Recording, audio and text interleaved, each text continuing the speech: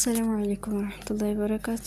ይሄንን ታሪክ ላካፍላችሁ ፓርት 2 መጨረሻው ላይ ነው ያቆምነው። ይሄንን ስሰማ ከሚለው ይሄንን ስሰማ እኔ ማልቀስ ጀመርኩ። እሱም እንዲህ አለኝ፣ እህቴ ወድሻለሁ። ወንድሟ ማለት ነው፣ በባህር ሄደው ወንድሟ፣ እህቴ ወድሻለሁ፣ ምንም ቢከፋሽ ቃል ግቢልኝ፣ ምንም አይነት ውሳኔ እንዳትወስኝ ብሎ ስልኩ ተቋረጠ። እኔም ጧት ብሩን ያስገባለታል ብዬ ነበር፣ ግን አለች ጧት አባቴ ብር የለኝም አለ። ለካ ሌሊቱን ሙሉ ሚስቱ ስትመክረው አድራ ነው በልጁ ላይ ጨከነው። ሚስቱን አስበልጦ በፊት የሚሳሳልን አባታችን አሁን ግን ጨከነብን። እኔም ምንም ማድረግ ስለማልችል እያለቀስኩ ዝም አልኩ። የሚያሳዝነው ነገር ግን በሁለተኛው ወር ለእንጀራ እናቴ ልጅ አባቴ ባጃጅ ገዛለት። በሁለተኛው ወር ለእንጀራ እናቴ ልጅ አባቴ ባጃጅ ገዛለት። ልጁ ላይ ጨክኖ ለሱ ባጃጅ ገዛለት። እኔም ግን ለምን አባቴ አልኩት። እሱም አያገባሽም አለኝ። የወንድሜና የእናቴ ሀዘን ሁሌም እያስለቀሰኝ ደግሞ ሌላ ችግር ተጨመረብኝ ትላለች። ፓርት 3 እንቀጥላለን። ወደ ቤት ስገባ የእንጀራ እናቴ ልጅ ናቲ ብቻውን ቤት። ይሄኛው ሌላ ነው መሰለኝ። ቆይ ይቅርታ አድርጉልኝ። ያው ነው ከዚህ ቀጥላ የጻፈችው። ወደ ቤት ስገባ የእንጀራ እናቴ ልጅ ናቲ ብቻውን ቤቱ ውስጥ ተቀምጦ ሁሌም አብሬው እንዲተኛ ስለሚጠይቀኝ ከቤት ተመልሼ ልወጣ ስል ማለት ዘሎ በሩን ዘጋብኝ። በጣም ደነገጥኩ። ከዛ እጄን ጠምዞ ሶፋ ላይ አስተኛኝ። እኔም ለማምለጥ ሞከርኩ። እየጮኩ ስጣራ የሚደርስልኝ ሰው አጣሁ። ከዛም በግድ ደፈረኝ። የመጀመሪያ ስለነበረ በጣም አመመኝ። ብዙ ደም ፈሰሰኝ። ከዛ የሚፈልገውን ነገር ካደረገ በኋላ እተኛሁበት ትቶኝ ከቤት ወጣ። ወዲያው እናቱ መጣች። እንደዛ ሆኜ ስታየኝ አንቺ ሸርሙጣ ብለሽ እቤቴ ወንድ አስገብተሽ ተኛሽ አለችኝ። እኔም የእሷ ልጅ ደፍሮኝ እንደሆነ ነገርኳት። እሷ ግን ውሸታም አለችኝ። ከዛ አባቴ መጣ። እኔም አባቴ ይረዳኛል ብዬ እያለቀስኩ ሂጄ የሆነውን ነገር ነገርኩት። እሱ ግን ቀድሞ አንቺ አህያ ብሎ በጥፊ መታኝ። ከዛ መሬት ላይ ስወድቅ በእርግጫና በዱላ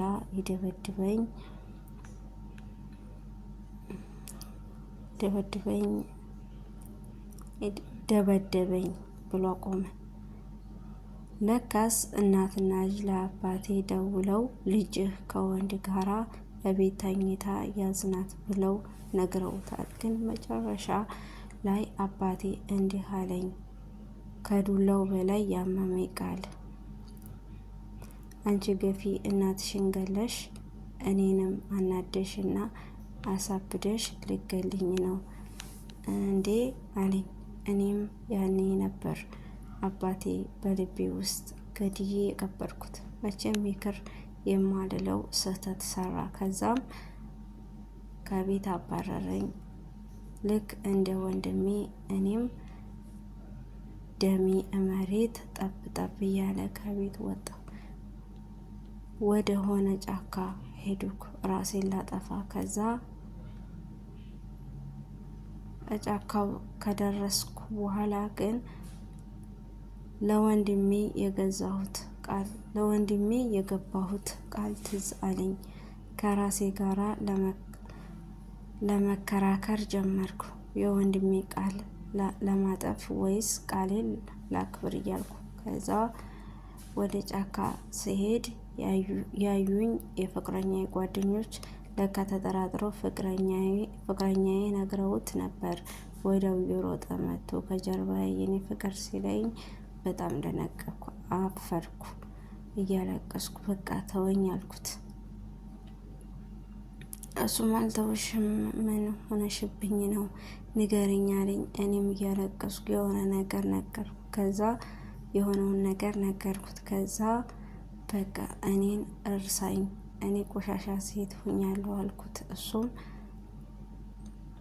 እሱም ይላል እንግዲህ እንዲህ አለኝ። እኔ ፍቅር መቼም አልተውሽም ብሎ አረጋግቶኝ ወደ ቤት ወሰደኝ። ገላይን አጠበኝ። የስነ ልቦና ጉዳት ስለደረሰብኝ ስራውን ትቶ አስታመመኝ፣ ተንከባከበኝ። ከአንድ ወር በኋላ ትንሽ ተረጋጋሁ። መሮር ባልፈልግም ግን ለወንድሜ ቃል እና ለዳኒ ስል በህይወት መኖር ወሰንኩ። የሆነ ቀን ከዳኒ ጋራ አስፋልት ላይ ወክ እያደረግን የእንጀራ እናቴ ልጅ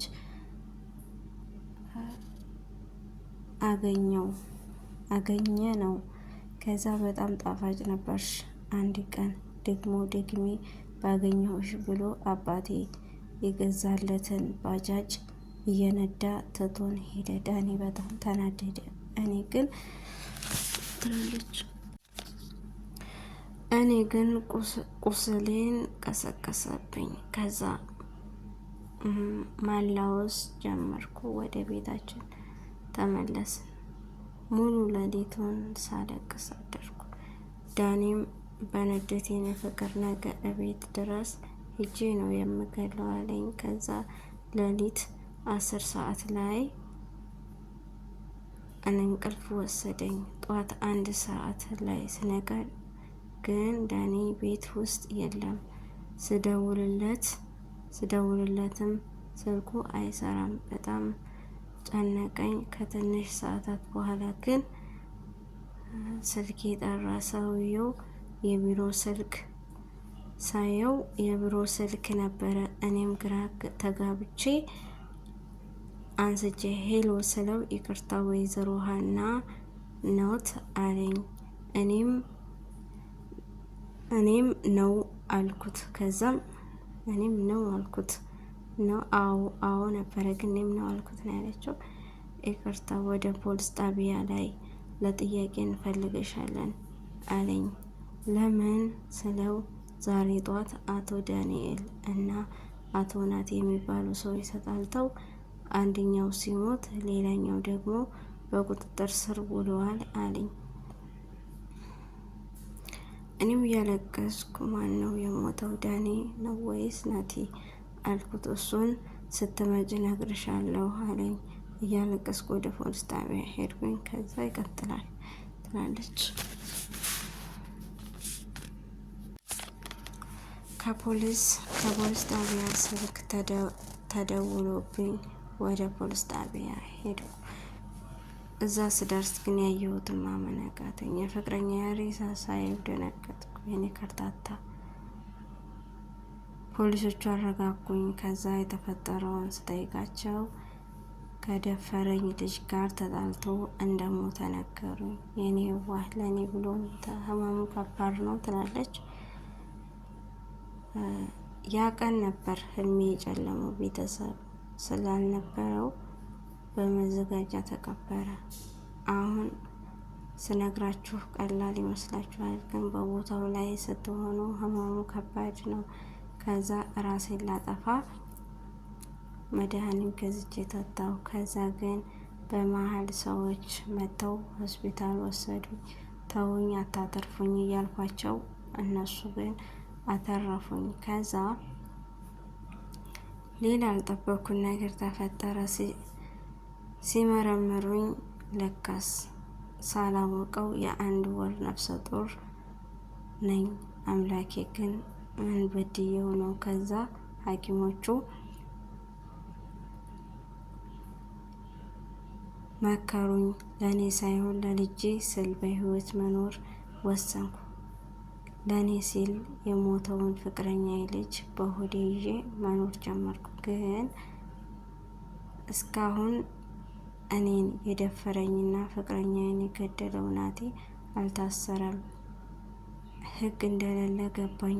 እኔም እንዳይገለኝ ወደ አዲስ አበባ መጥቼ እሰው ቤት መስራት ጀመርኩ። ከዛ ግን ሆዴ እየገፋ ሲመጣ ከምሰራበት ቤት አባረሩኝ። ጎዳና ላይ ወጣሁ። ለአንድ ሳምንት መንገድ ላይ ተኛሁ። ከዛ ሆዴ መጫን ሲጀምር የነበረችኝ 800 ብር ይዤ ወደ ሆስፒታል ሄድኩኝ። እነሱም ግን አናስገባም ብለው ገፍትረው አስወጡኝ። በቂ ብር ስላልነበረኝ መገናኛ ዶክተር ደሳለኝ መካከለኛ ክሊኒክ ይባላል። እኔም ወደ ሌላ ሆስፒታል ሄድኩ። ከዛ ፈቃደኛ አልነበሩም። በመጨረሻ መንገድ ላይ ምጤ መጣ። መንገድ ላይ ደም እየፈሰሰኝ እያዩ ተተወኝ ሄዱ ነበር ሰዎች። አቤት የሰው ልጅ ክፋቱ! ከዛም እኔም እያለቀስኩ ማማጥ ጀመርኩ። በመሀል ግን አንድ ጥሩ ሰው መጥቶ በእራሱ መኪና ሆስፒታል ወሰደኝ። ከዛ ግን ከረፈደ ነበር ሆስፒታል የደረስኩት። እኔን ህይወት ብቻ ነበር ማትረፍ የቻሉት። የልጄን ህይወት ማትረፍ አልተቻለም ነበር። የመኖሬ ምክንያት ትላለች።